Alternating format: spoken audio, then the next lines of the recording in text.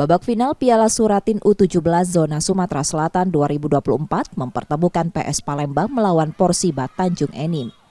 Dalam laga yang berlangsung di Stadion Atletik Jakabaring Sport City Palembang, PS Palembang yang dikenal dengan sebutan Laskar Segentar Alam menang 2-1. Kemenangan ini membawa PS Palembang melaju ke putaran nasional Piala Suratin U17 di Solo pada 2024. Asosiasi Provinsi PSSI Sumatera Selatan mengungkapkan persaingan antar tim dalam Piala Suratin U17 Zona Sumsel tahun ini cukup ketat.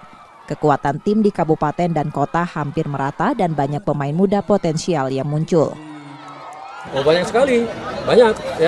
Makanya kita juga talent scouting juga ada. Itu sebagai data kita, apalagi nanti mereka ini kan di 2025 nanti kan ada klub juga kan. Nah itu salah satu event-event yang juga nanti bergengsi bagi klub-klub yang ada di Sumatera Selatan. Harapan kita agar lebih maju lagi, kita mulai dari grassroots ya, mulai dari SSB kemarin kita gelar sampai dengan ke jenjang-jenjang berikutnya hingga nanti muncul bibit-bibit yang nanti untuk mendongkrak persepak bolaan yang ada di Sumatera Selatan ini.